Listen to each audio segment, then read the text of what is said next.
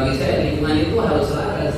Tidak bisa kita menang-menang Pak, karena kita manusia selalu merasa jauh, tanam jagung di bukit, tanam jagung di gunung, begitu banjir menangis. Oh kita kena banjir, kita kena erosi loh. Siapa yang suruh buat tanam itu jagung sama itu macam-macam di bukit dan di gunung? Iya. Nah, gitu jadi.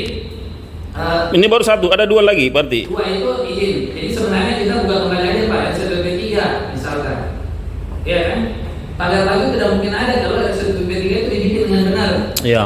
Betul. Jadi kita tahu juga tuh kalau bukan senior kita, adik-adik kita, dosen kita, mereka semua tuh terlibat di situ kan? Iya. Bagaimana bisa Pak contoh di Jakarta tuh ada orang pagar dan itu tidak terima, kan konyol sekali kalau saya. Iya. Jadi kalau soal itu satu bagi saya ya kembalikan kampus ke hitohnya. Bagi saya sebagai tempat di mana orang-orang murni secara intelektual dilahirkan dan memang mereka bisa survei dengan profesionalismenya mereka. Kalau saya, nah itu yang kedua teman-teman NGO, ayo kita terus belajar. Kalau bagi saya terus belajar, kita saling membagi best practice, kita saling membagi strategi advokasi. Karena terakhir Pak, kami ribut di Selayar mengadvokasi sebenarnya hanya 1,47 hektar mangrove. Kita kerja itu barang, alhamdulillah kita menang, kalah di Selayar, kami menang di pusat. Jadi lahan mangrove itu kembali. Tapi yang kita lakukan ini the big boss. Iya. Nah, maksud saya kita udah biasa lah namanya advokasi. Nah, kemudian ya kita, ayo teman-teman NGO kita saling punya tempat ruang untuk belajar, discuss, buang semua kita punya ego masing-masing. Anda mau dari kehutanan ke, dari pertanian ke, dari kelautan, dari perikanan, saya tidak ada urusan. Ketika kita sudah bicara lingkungan, kita sudah berdiri tegak pada yang disebut dengan semesta. Ya. Tidak ada lagi ilmu di situ Pak. Kecuali kita harus saling berbagi. Nah, yang terakhir yang saya mau cerita, saya kontak kemarin ada yang di Raja Ampat Pak. Saya tanya gimana nih, apa harapan kalian? Karena bagi saya kembali dengan ilmu dasar kita di pokok kita belajar di PRA, RRA, kan hal yang harus saya ikutin warga. Kalau saya secara pribadi, sehingga memang izin kalau dari diskusi mungkin ada satu strategi yang bisa kita dorong, minimal itu tadi ya kita perlu hati-hati Pak, jangan sampai dari kita habis hanya untuk pergantian pemain. Iya. Terus sudah itu kita udah lemas. Nah, saya teman-teman kalau mau serius ini bikin seri. Karena bagi saya dulu waktu kasus Takabonerate Pak, itu jadi hal yang lucu juga tuh. Kan dulu kilang minyak mau dibangun Pak. Iya.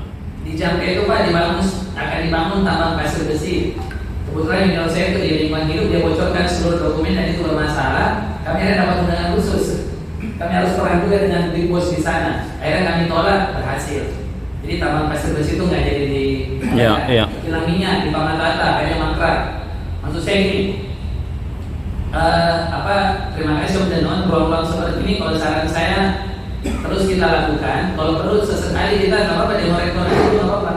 Demo rektor, demo dekan, demo ketua jurusan kita bahwa kita mohon maaf kami tidak benci dengan Anda secara personal. Tapi pengetahuan ilmu Anda itu sudah basi, tidak bisa lagi kami pakai di lapangan. Ini oke. 2 kali lah. 2010 kami bolak-balik untuk DPD, hampir 6 tahun Pak, bolak-balik Raja Ampat. Advokasi, mulai dari Freeway, Beser, Raja Ampas, Waisai. Nah, sampai kita menemukan banyak hal yang sebenarnya memang wajar Papua itu kaya karena sumber daya alamnya melimpah dan orangnya sedikit. Cuman saya ingin kenapa menceritakan itu? Jadi 2010 sebenarnya Pak, itu sudah ada tambang nikel di Manoram. 2010. Saya kalau naik sushi itu, kalau kita mau ke Raja Ampat itu kelihatan tuh Manoram itu Pak, yang di Wagi Utara. Saya udah nampak, udah lama. Cuma dia kan tidak punya smelter itu ditutup. Nah, kemudian di satu sisi, kalau saya sih sebenarnya ini ada dua nih. Saya mau agak fokus aja di dua. Karena kalau yang kita amati sekali kan kita dipertontonkan, kalau saya sih ya kayak tontonan konyol oleh negara. Jadi tiba-tiba SDM kasih keluar izin, terus Menteri Kelautan Perikanan bilang ini kayaknya tidak pernah koordinasi ya. Tiba-tiba izin PLHK bikin satu dokumen dan saya sudah bagi di grup Unhas, kemudian sudah diakses. Memang temuan lingkungan hidup itu memang 6 perusahaan ini ada problem sebenarnya. Tapi kan akhirnya kita kayak main pekan ini main barang kalau saya secara pribadi. Sehingga mungkin buat kita semua, kalau saya sih buat yang pertama adalah semenjak Kementerian kehutanan dan itu digabung semuanya itu lebih untuk perusahaan yang dimulai. Itu kita udah perlu ngobrol terlalu panjang lebar lah. Begitu mereka disatukan, itu sebenarnya sudah ada kode. Permulus semua proses untuk atas dasar pembangunan negara, sumber daya manusia dan terang itu boleh kita lakukan. Teman-teman jangan lupa kita punya namanya KEK, kawasan ekonomi khusus. Itu juga pintu di mana kita bisa melakukan namun secara sporadis kita atas nama pembangunan. Anda tidak perlu amdal dan ini kita punya omnibus law. Jadi mohon maaf, saya secara pribadi sebenarnya di satu sisi tetap orang yang sangat rasional. Sehingga bagi saya sebenarnya kita perlu adalah kembali ke kampus kita masing-masing, suruh saja tutup itu semua fakultas yang bicara soal lingkungan kalau saya. Karena bagi saya kampus sekarang itu sudah mati. Kita hanya melahirkan sarjana, master, doktor ya. Juga ini jika kita para kapital, karena kalau kita cek yang dokumen amdal kan, ya itu orang-orang kita juga. Itu kan, yang seolah-olah yang tidak mungkin gini Pak Izin. Ada yang pernah ikut dokumen amdal nggak? Dan kawan-kawan yang mereka betul-betul tidak ngerti, mereka dapat ikan langsung jual ke pasar, mereka tidak tahu rubah bentuk.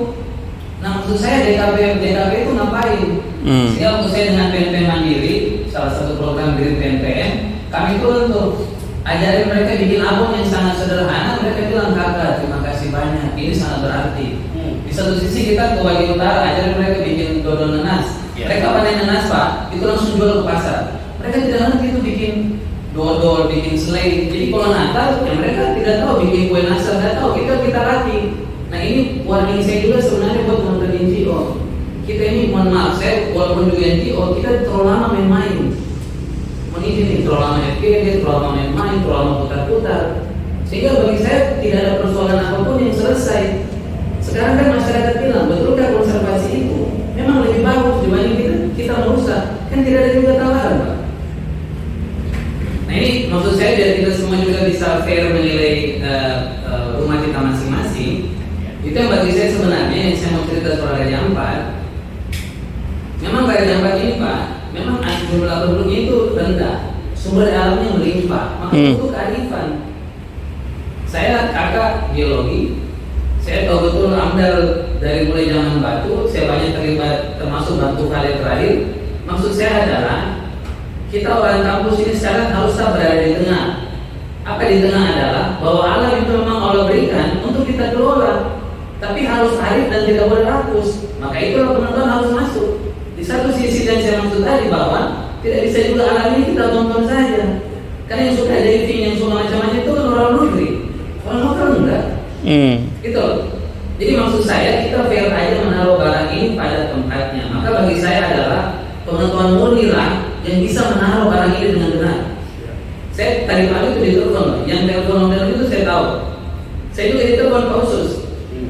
Tapi karena saya kenal sama channel ini, saya bilang mohon maaf.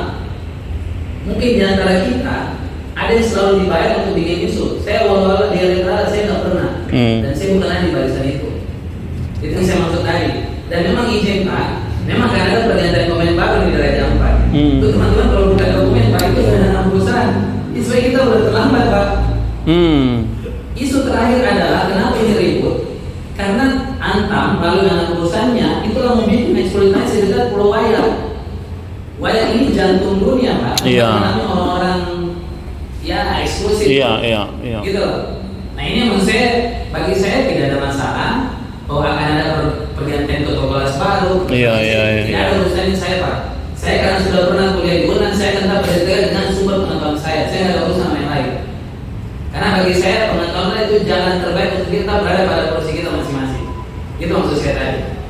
Ya karena bagi saya izin Pak, kalau Bapak ke Papua, memang bagi saya wajar dia dieksploitasi. Karena kenapa? Sampai detik ini tidak ada satupun tawaran yang kita bisa berikan kepada masyarakat bahwa betulkah dengan mereka melestarikan lingkungan. Itu secara sejahtera mereka bisa sejahtera. Coba sebutkan saya hitungannya Pak. Dari kita komen, izin. Komen mungkin 30 tahun tak putar-putar kita tuh dengan DPL, DPA macam-macam. Masuk lagi CPI, BRGM, masuk dengan isu gambut, kemudian masuk dengan isu makro. Sekarang mereka dibubarkan. Tapi saya bilang alhamdulillah. Karena dari itu tempat kumpulnya para senior yang pensiun, tiba-tiba ada kerja di kerjaan baru di sana, terus cerita soal makro. Udahlah kita turun ke provinsi Pak, dan kita cari kerja yang